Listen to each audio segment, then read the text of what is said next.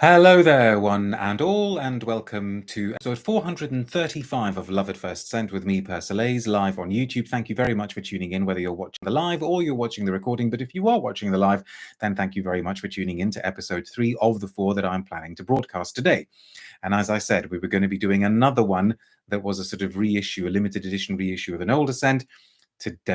Sorry, not today, but this video's first comment goes to Rich, who says, yo. And then Jeff Sheen says, Do Son, the scent that we smell on every 20s woman here in my city. Ooh, okay, tell me more. Tell me more. Are you willing to reveal what that city is? And no, I'm genuinely interested because I want to know who the kind of target audience is for this particular perfume. Noah says, hello, hello. Maudlin says, oh, I like Do Son. My favorite from Diptyque is still L'Ombre dans l'eau. Mache says, I don't think there's a brand I care less about than Diptyque. Oh, dear.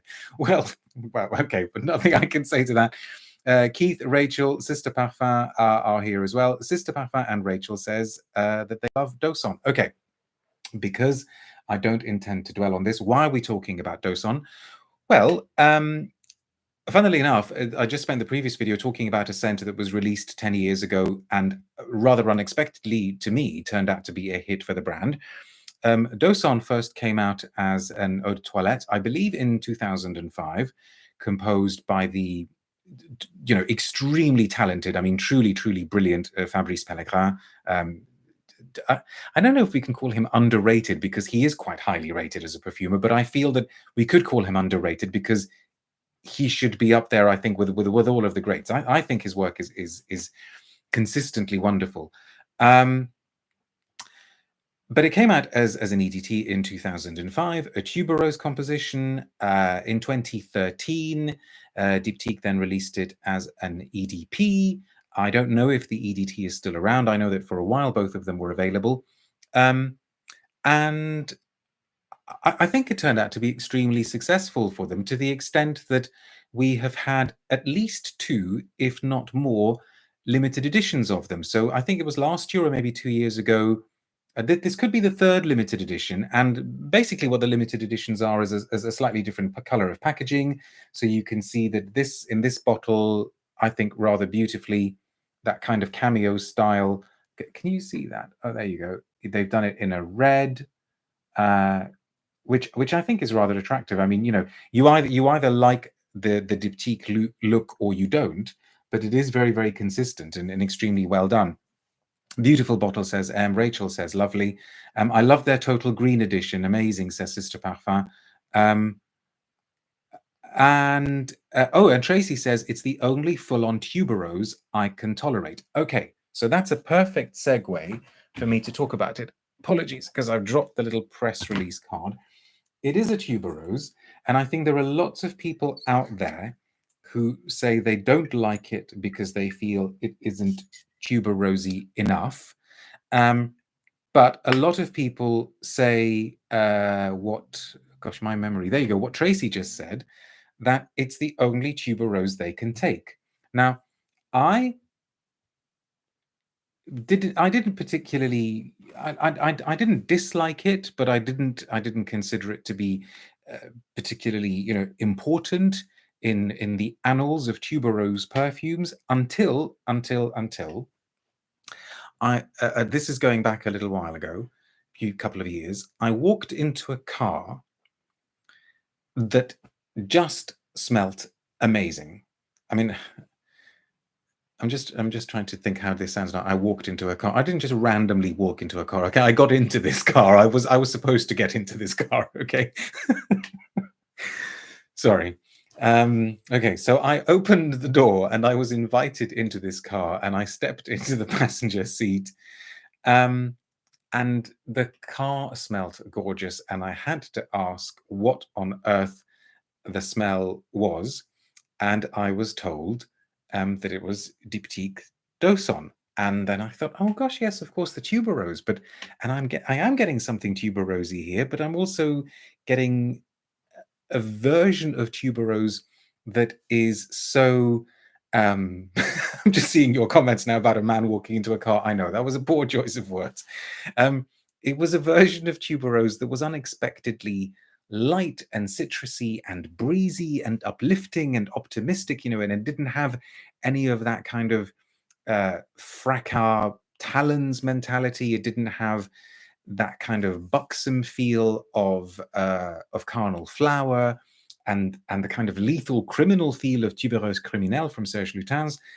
And I thought, okay, gosh, I can see what purpose this serves now, because it does have some of the oomph of tuberose. There's nothing wan or washed out about it, and yet it's very, very, very easy to take. Rachel says, to be fair, fracas is better. Well, I mean, yes, okay, but I mean, but it's completely different as well. I mean, so is Carnal Flower. Carnal Flower is better if we want to sort of start being absolutist about it. Tuberose Criminelle is better, but I suppose that's why this has done well, because it manages to be approachable and very, very attractive. You know, there's nothing wrong with a smell that is attractive and beautiful and pretty. It manages to be all of those things without feeling like it's compromising on quality, without being in the least bit silly or brainless or anything like that. So I suppose, and you know that I mean this as a compliment to Diptyque. I don't mean it as a compliment to Jo Malone. It's kind of what Jo Malone should be. Okay. Now, Jo Malone is perfume for people who don't like perfume at all and feel that they just need to spray something because that's what you're meant to do. And actually, they would quite like the smell to be gone within half an hour, and they want to smell as generically pleasant as possible. This is pleasant, approachable, but it's not generic, and it's got some thought that's gone into it. I think it works. I think it works extremely well. Esumar says, would you say Nuit de Tuberose from L'Artisan is also an easy tuberose? Well, I suppose if you compare it to Fracas and maybe Tuberose Criminelle, it's easy, but it's not as easy as this, is it? That's the most perfect description of Jo Malone I've ever heard, says Mache. Oh, I've said it before. I mean, it totally is perfume for people who don't like perfume. You know, anyway, but let's not go into that. Let's get the little press postcard, really it is. It's not even really a press release. What do they say? There's not much for me to read to you, actually. Diptyque is celebrating a new limited edition of the Do Son fragrance in a tribute to the Maison's origins and to Vietnamese expertise. On this journey of the senses and the imagination, the magic of perfume meets the exceptional craftsmanship of Vietnam, and everyone's invited. To mark the occasion, the entire Do Son range has been decked out in Cinnabar Red, beckoning us to explore the world of tuberoses in a variety of ways.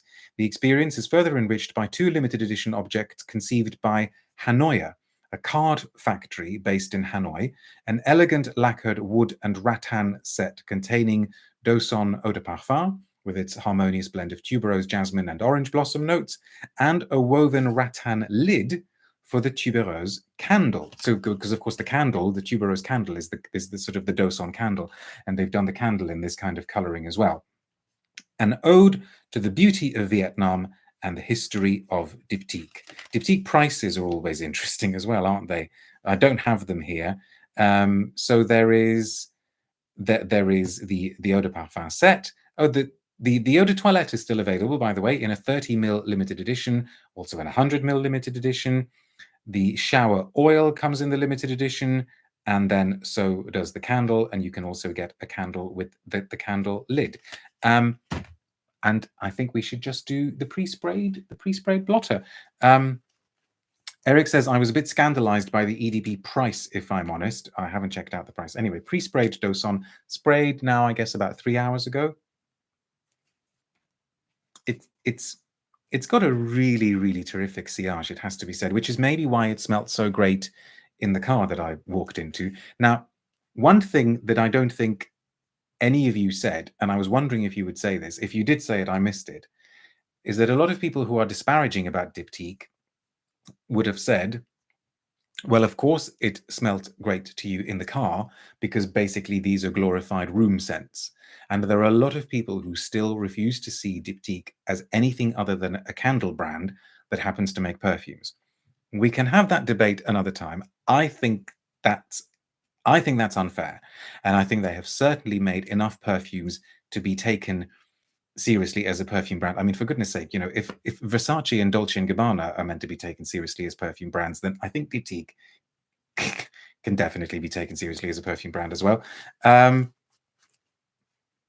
But it's technically this works, and I don't know whether the brief was to make a tuberose that would be recognizably tuberosy and yet completely approachable and friendly and wearable, but this does the job.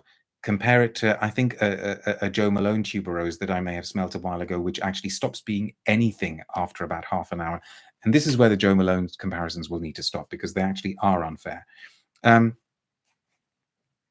It's great. You want to kind of bury your face in it, and you see this garland of tuberoses, but then you also very, very quickly step away, and you're not intoxicated by the smell. A lot of people want intoxicating tuberoses, but not everyone does. And this one works extremely well. Okay, if you have stuck around all the way through these lives, then please see if you can make it for another episode. I'll try to keep it brief, because I have managed to get, talking about beautiful florals, I have managed to get a vintage bottle of Nina Ricci L'Air du Temps, and I want to smell it with you. So see it in a bit. Until then, thank you very much for watching this one. Bye now.